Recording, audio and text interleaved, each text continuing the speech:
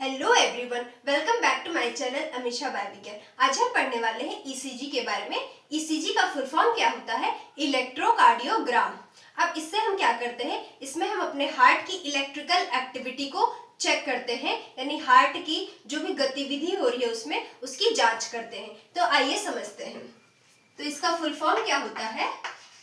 Electrocardiogram. और जिस machine से चेक करते हैं उस मशीन का क्या नाम होता है? मशीन का क्या नाम होता है?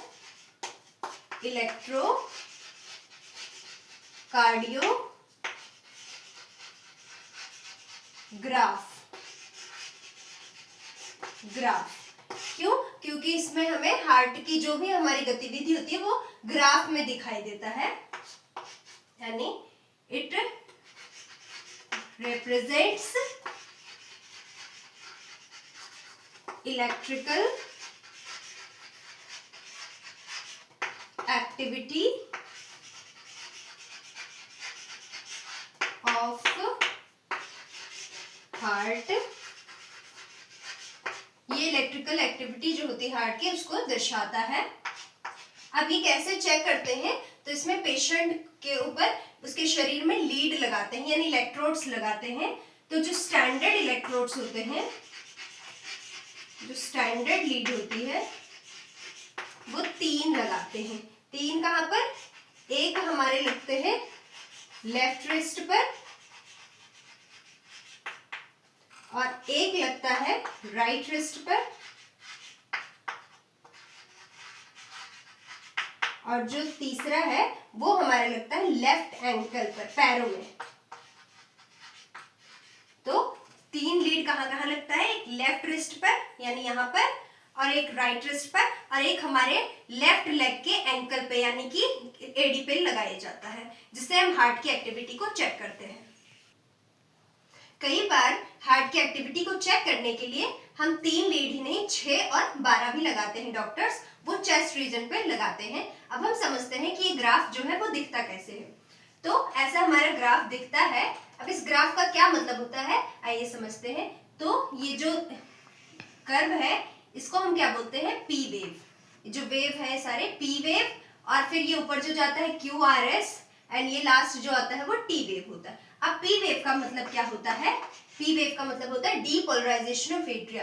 मतलब इस टाइम हमारे एट्रिया जो होते हैं वो कॉन्ट्रैक्ट करते हैं, यानी वो ब्लड को फिल करते हैं, भरते हैं। यानी यहाँ पर क्या होता है? Depolarisation of atria. जैसे ये हमारा हार्ट है, राइट ऑरिकल्स, लेफ्ट ऑरिकल, ऊपर वाले चैम्बर्स होते हैं, राइट वेंट्रिकल, लेफ्ट वेंट्रिकल, नीचे वाले चैम्बर्स होते हैं। जब हमारे ये दोनों एट्रिया जो होते हैं ये कॉन्ट्रैक्ट करते हैं उस टाइम जो वेव बनती है उसे हम क्या बोलते हैं? P wave. यहाँ पर हमारे एट्रिया की कॉन्ट्रैक्शन होता है यानी डीपोलराइजेशन होता है। फिर यहाँ पर क्या होता है? इसका मतलब कि अब एट्रिया जो है वो क्या करेगा? वो ब्लड किसको देगा? एट्रिया अगर फिल हो गया तो ब्लड किसको देगा? वेंट्रिकल्स को। यानी कि अब जो है यहाँ पर हमारे ब्लड फिल हो चुका है। अब वेंट्रिकल्स यहाँ पर क्यू आर एस, ये जो क्यू आर एस वेव है कॉम्प्लेक्स है, यहाँ पर हमारे जो वेंट्रिकल्स हैं ये कॉन्ट्रैक्ट करते हैं। तो क्यू आर एस कॉम्प्लेक्स, यहाँ पर क्या होता है? Depolarisation of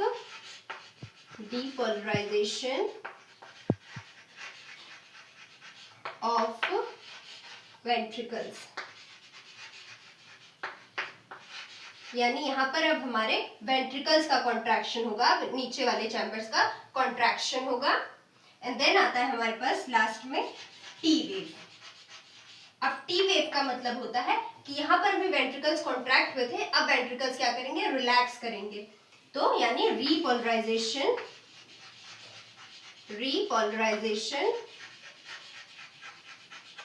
of ventricles. तो ये एक स्टैंडर्ड ग्राफ होता है, और अगर इस ग्राफ में किसी भी तरह का कोई चेंज होता है कोई, तो भी हमें पता लग जाता है कि हमारे हार्ट में कोई ना कोई प्रॉब्लम है और डॉक्टर्स फिर उसे ठीक करते हैं। तो अब हम समझते हैं कि सिग्नल सबसे पहले कहाँ से आता है। तो सिग्नल सबसे पहले कहाँ से आता है? एसए नोड पे SA नोड जिसे हम बोलते हैं साइनोएट्रियल नोड। फिर ये सिग्नल कहाँ पर जाता है, AB नोड के पास, AB नोड ये यहाँ पर हमारा राइट एट्रियम के नीचे प्रेजेंट होता है। फिर ये सिग्नल कहाँ जाता है, बंडल ऑफ हिज के पास, bundle of His. And bundle of His जो है वो दो पार्ट में डिवाइड होते हैं, राइट बंडल लेफ्ट बंडल में। एंड फिर ये किसके पास जाता है लास्ट में, पुरकिंजी फाइबर्स के पास, पुरकिंजी फाइबर्स। एंड इसी सारे प्रोसेस को, इन्हीं सारे सिग्नल्स को हम ECG में देखते हैं और ऐसा ग्राफ हमें शो होता है। अगर इसमें किसी में भी कोई प्रॉब्लम हो जाती है तो हमारे ग्राफ जो है उसकी शेप में कोई ना कोई चेंजेस होगा और हमारे जो हार्ट है उसमें कोई ना कोई प्रॉब्लम होगा। तो अब हम समझते हैं किस तरह की प्रॉब्लम्स हो सकती हैं। तो अब हम समझते हैं कि एक नॉर्मल पर्सन की जो हार्ट बीट है, एक नॉर्मल पर्सन की हार्ट बीट है वो कितनी होती है, 72 टाइम्स पर मिनट, 72 टाइम्स पर मिनट। बट अगर हमारे ग्राफ में, हमारे हार्ट में कोई ना कोई प्रॉब्लम हुई है तो ये जो हार्ट बीट है वो इरेगुलर हो जाती है एंड उस कंडीशन को हम बोलते हैं एरिथमिया, एरिथमिया। इसमें क्या होता है, हमारी जो हार्ट रेट है, जो हार्ट रेट है वो क्या हो जाता है, इरेगुलर हो जाता है।